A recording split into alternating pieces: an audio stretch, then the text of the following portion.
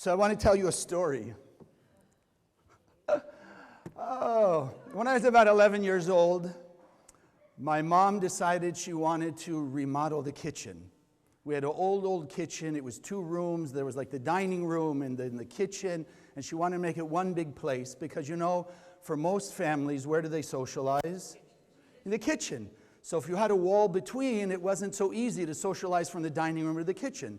So they broke the wall open. She remodeled. Now, this is many, many years ago, so some of you may remember when the favorite colors were all the appliances were avocado green.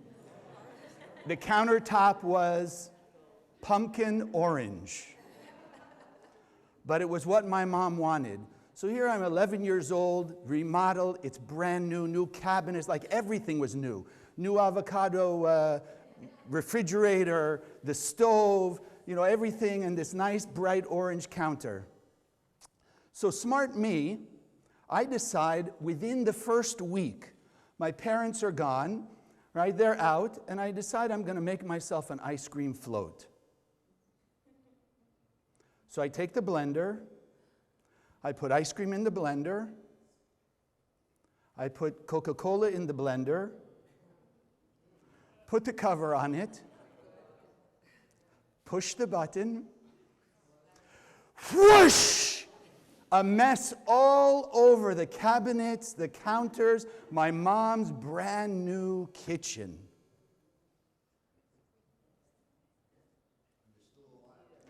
Yes. Boy, did I feel bad. Brand new, and now I've messed it up. I had guilt no end. And that's what I wanted to talk about, the idea of guilt and shame. Because it is the day of love, as we've come to know it, Valentine's Day. But technically every day is a day of love. And one of the most powerful blockages to that is guilt and shame. It's hard to love people when you're feeling guilt and shame. And guilt and shame comes in many ways. It can be like this, parents and children. The parents can have guilt towards the children. Just checking who. The children can have guilt towards the parents. Same people going like this. Right? Friends can have guilt over friends, things that you've done. And then there's, of course, that infamous one word slipped out of your mouth at the wrong moment, and you feel bad for years. So guilt is not a good feeling, but we tend to hold on to it. And I want to explain why and what we can do about it.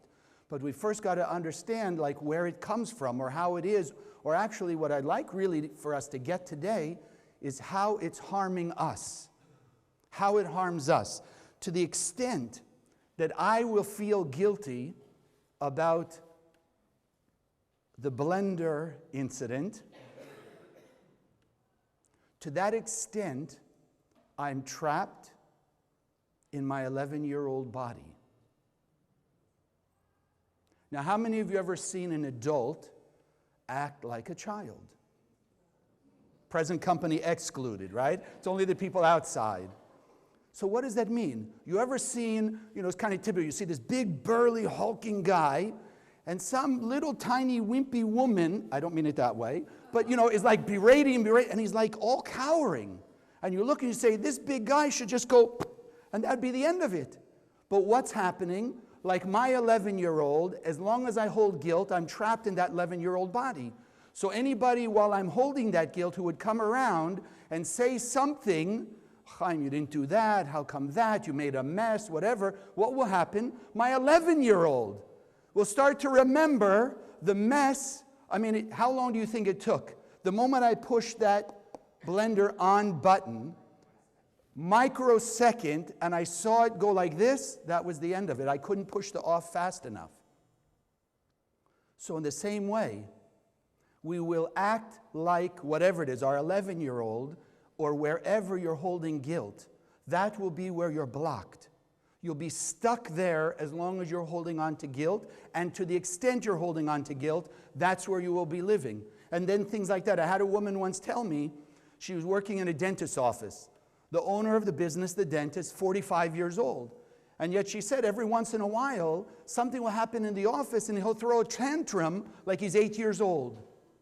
And I explained to her, probably something happened to him when he was 8 years old, that he was wanting to throw a tantrum, whatever he felt bad about, but he couldn't because his parents were there or somebody there and he couldn't express that. So now he's an 8-year-old in a 45-year-old body. He's an owner of a business. And when something doesn't go his way, what can he do? He can now let his 8-year-old out and scream at the patient, the employee, the whoever it was. And so we will tend to do that. Now, can you relate to that? Yes. Sometimes we act that way. But it comes that from guilt is one way it comes. Now, the interesting thing is who feels guilty? I don't mean raise your hand. It's only good people feel guilty. If you're a good person, you're a caring person, you're the one who feels guilty. The other person, why don't they feel guilty for what they said or did to us? Even they'll do something to us, we'll feel guilty. What did I do? What did I do to make them upset? What did I do to get in trouble with them? But the other person doesn't feel that guilt. I had a student in Miami when I was teaching there. Her sister did nothing but make her feel bad. Wouldn't give in to her, screaming and yelling, always criticizing. And the student was always trying to make up. And it went on for years and years and years. And now she's in the center. She's learning Kabbalah. And she comes to ask me. She says, why? She says, what do I do about my sister? What do I do about my sister? She's always criticized. I said, wait a second. I said, stop and think about it. Why is it she doesn't care about the sisterly relationship like you do? Why is it you feel bad she doesn't? Because you care, and at least relative to the relationship, she doesn't care the same way. So you have to let go. You have to work on letting go and dealing with your guilt or what your shame or whatever it might be, and not think, well, okay, you did something wrong. Sometimes that's what spirituality will do for people. The first thing, it'll often make us feel more guilty because we understand there is cause and effect. So if something comes our way, well, what did I do? But that's not the issue. That's not the issue because it's not even things that we do. Sometimes you can do something completely innocent or innocently, and it causes guilt. When I went to college, I lived in the dorms, and the first year I was in the dorms, my parents got divorced. So the first time I came home, I didn't take sides. I love both my parents. They didn't get along so well. They didn't see eye to eye. And some of my siblings had a little divisiveness. One, a couple with my father, a couple with my mom, who's right, who's wrong, or whatever.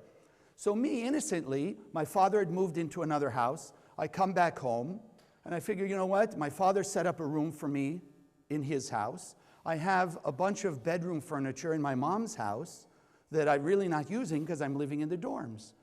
So I go to my mother's house. I take out a couple pieces of the furniture, and I take it to my father's house. I figure that way, whichever house I'm staying at, I have something. Yeah, you already got it. I didn't think about it. I moved the furniture because my thought was, just put it there. My father doesn't have to buy it. It's sitting there anyway. Why not? And then after the fact, I looked back and I realized how my mother felt that I took the furniture out of her house. So it wasn't with any intent, but I realized after the fact, yes, guilt again. So it plays on each other. So the 11-year-old me that felt guilty at that point, still at that point, that was trapped in the 11-year-old, when I took the furniture to my father's house, the 11-year-old was in cahoots with the 20-year-old. You follow? And now they were getting back at me and more guilt, like one guilt piled on the next guilt, and you feel crushed under the weight of guilt. We've got to shift it. We've got to change it. It's not about the guilt. That's what we're here to learn. We're here to change. And then you have some people that intentionally will inflict guilt because it's a way to control. So I'm going to tell you a quick joke. You can take it the way you want it. So the parent, that's what I'll do. The parent gives the child, the adult child, 2 brand new ties for the birthday. Few weeks later, the parent is coming to visit the child. So the child says, uh-oh, I know what they're going to be looking for. They're going to be looking for the tie. So the child puts on the one tie, looks nice, everything's great. comes, the parent walks in, looks at the tie and says, "What's the matter? You didn't like the other one?"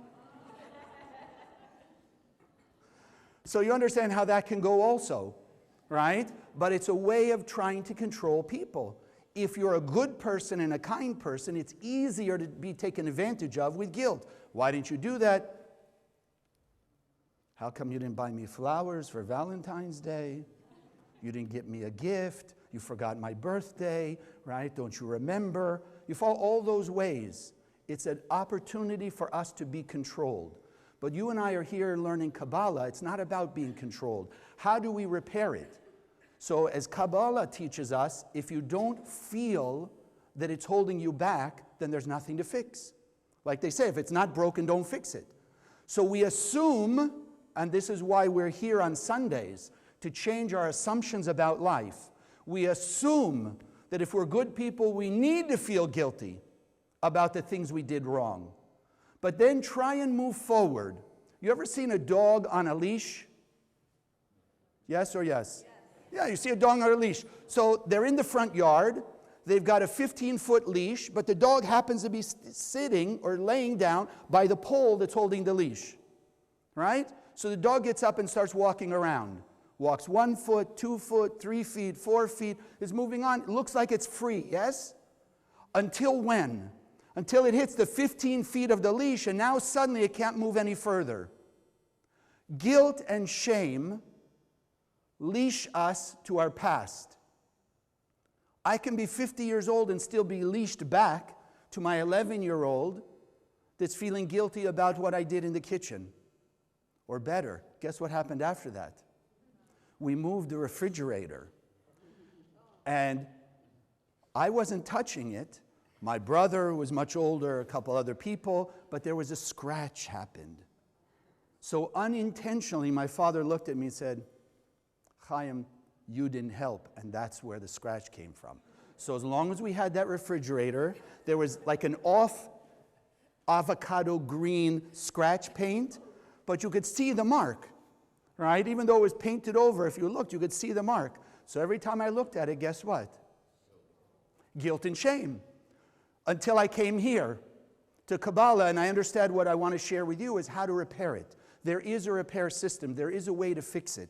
But it's understanding first that we feel guilty because we're loving, kind people. And we don't want to inflict harm on other people. That's why we feel guilty. We said something, we did something, something happened, and other people seem to be hurt by it, so I feel guilty for my part of it.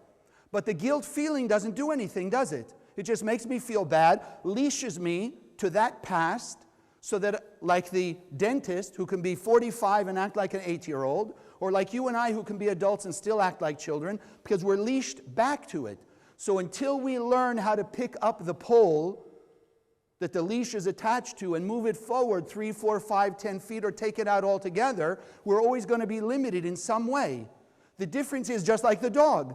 So the dog is stretched out 15 feet on the leash, but it can make a circle all the way around the yard.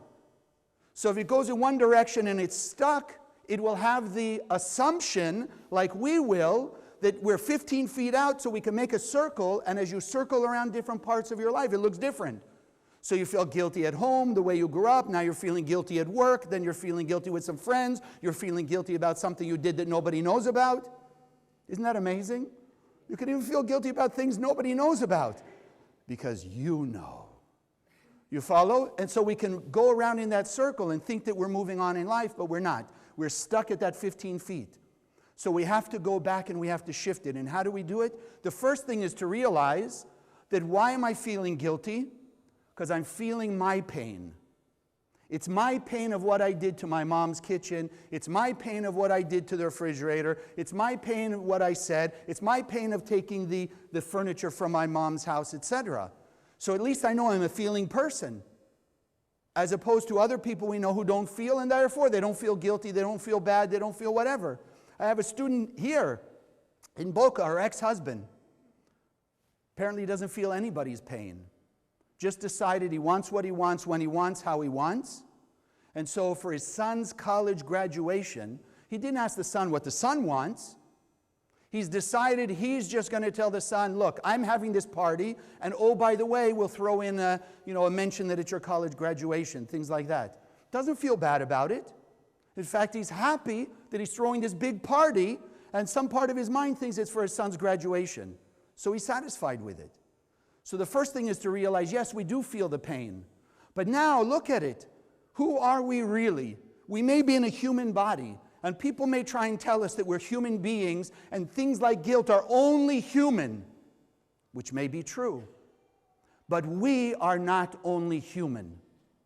We are divine beings in a human body. We are the soul, the spirit, the light of the Creator incarnate in physicality. So the moment we hold on to that and realize that, yes, we have the power of the Creator and we have a human nature. So my human nature can make me feel guilty. But my divine nature, the part of me that is God, can fix anything.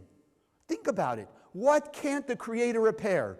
If the Creator, as we understand it, were unleashed to do anything it had the power to do, how long would there be chaos on earth? Microsecond, if that.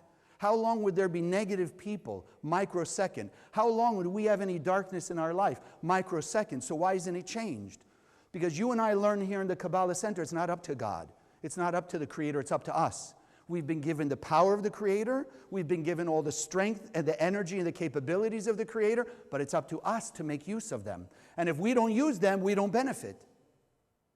So it's that simple. We have to realize, what does it say in the Bible? And you shall love God with all your heart, all your soul, and all your might. Love is unity in Kabbalistic terms. So if a person is united, if we are united with the light of the Creator in our soul, then we have to have the same, let's call it feelings the Creator has. Which person on earth does the Creator not love? Not love unconditionally. Anyone? Not a single person. And I know part of you are already saying, yeah, but what about all those horrible people out there that are committing violence and murder and horrible torment and torture and all of that? Can God really love them too? Yes, because the Creator is perfect and therefore can only see the perfection that's inside those people. And like we often speak here, the moment that you and I will be able to awaken the God programming inside those people, they will also act God-like. Because we're all created in the image and likeness of God. So then for us, the first step is feel not our own pain, but to feel the pain of the other person. Because when we feel the pain of the other person like I feel my own pain, then what will I do instantaneously? I will do whatever it takes to be painless.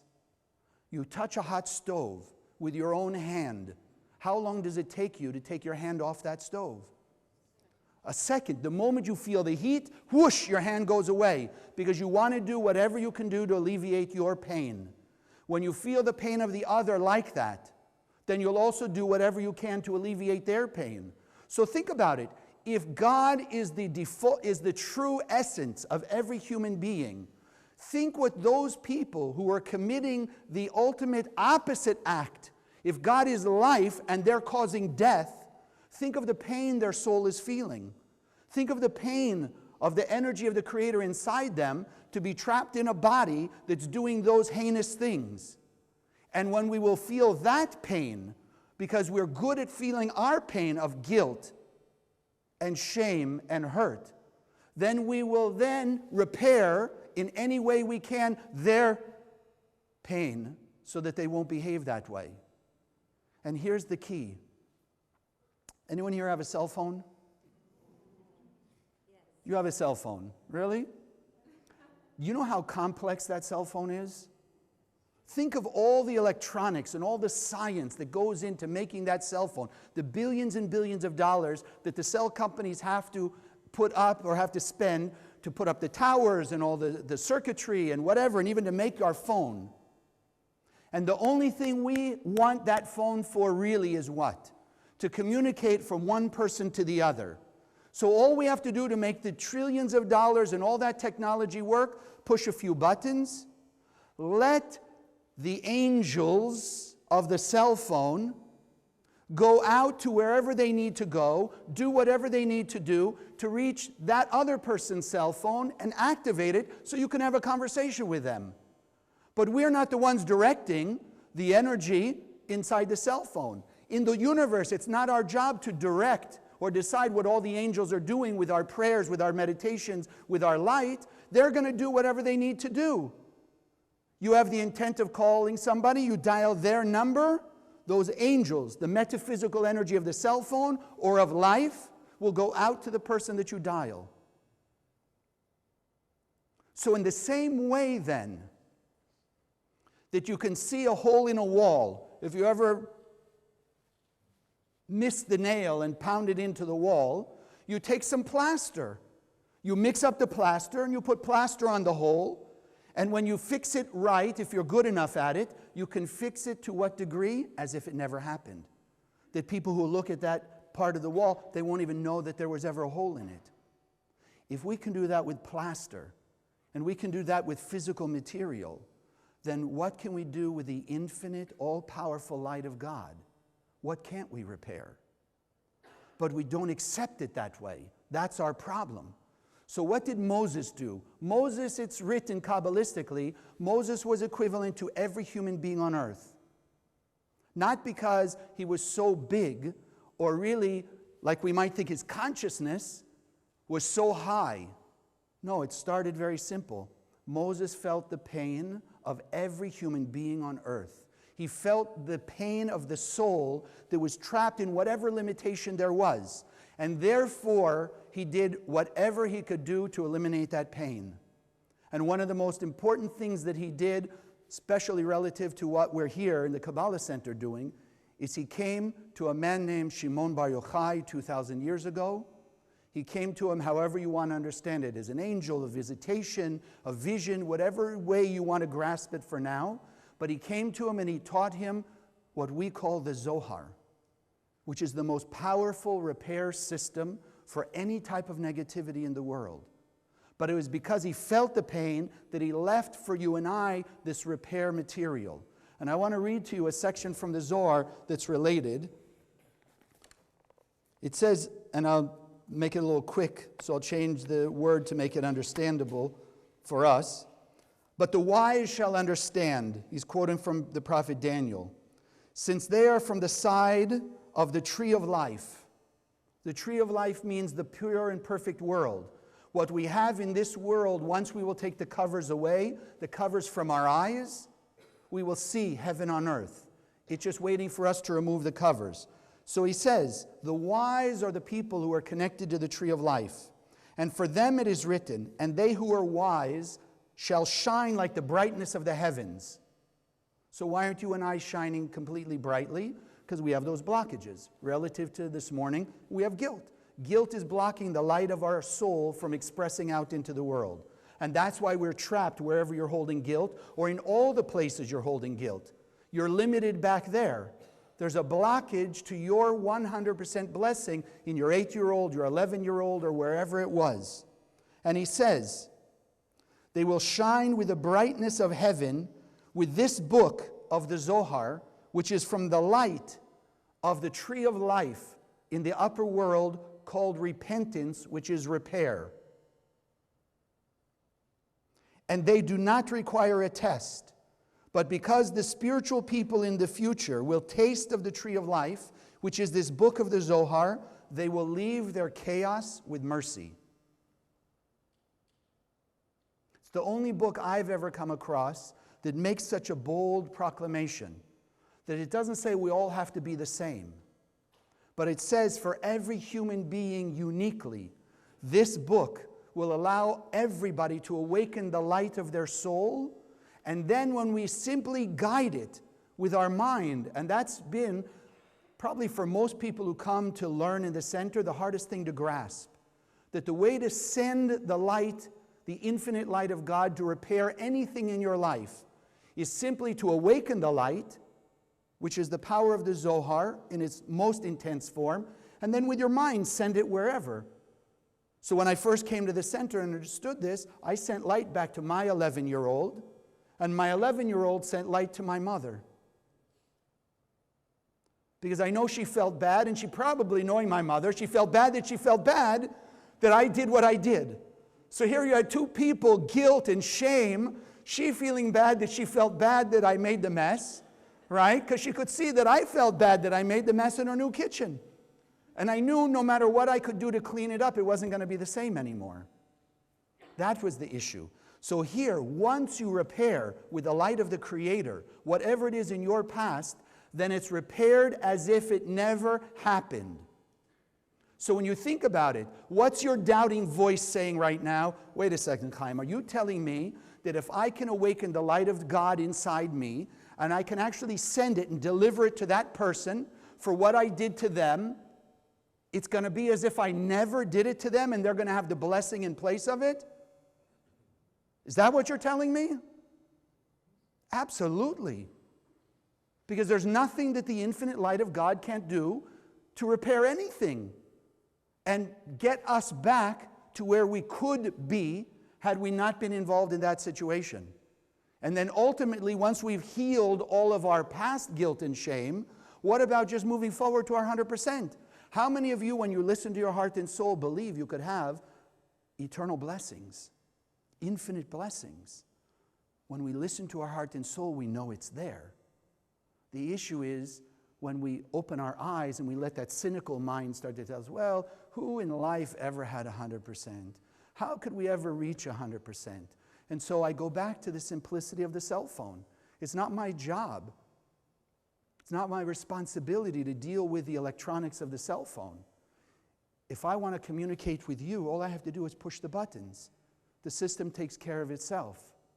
If I want to repair my past, you want to repair your past, you simply awaken the repair material called the light of the Creator and direct it wherever those people are, whatever that situation is. The light of the Creator will repair it and make it light, illumination, and blessings for that person. The same way we always say you walk in a dark room and turn on a light, the light will take away the darkness. And no matter how long the darkness has been in a room, what does it look like when the room is lit? Do you have any memory of the darkness? It's gone. It's gone, as if there had never been darkness.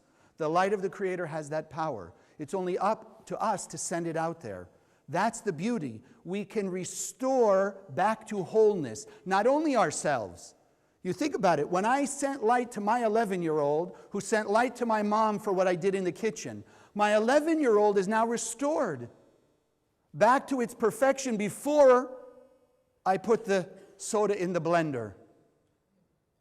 And then, if I hadn't have done that, think how much better I could have moved forward. So by sending it back there and sending it to my mom, and I repaired as if it never happened, then, when I started in the center in 1987, suddenly I was receiving new blessings from my 11-year-old. So instead of guilt from my 11-year-old, I had blessings of light and peace and harmony and joy from my 11-year-old. Because he had blocked it. And once it's unblocked, then it flows to me now. Today, as you unblock yourself of all those things in your past, by realizing you have the power of the light of the Creator, and you can send it out there, then everything can be repaired, the world can be restored. That's what we're here in the Kabbalah Center to do. I was thinking about it, because there are many wonderful teachings out there, but I looked at it like a string of pearls. If I have a bowl of the best pearls on earth, do I have now a pearl necklace? No. I have to put a string through every one of those pearls to unite them in some commonality. Each one obviously is a little bit different than the other, but they're among the world's best. So they're not identical, but they're all pearls. And the string unites them into harmony and unity.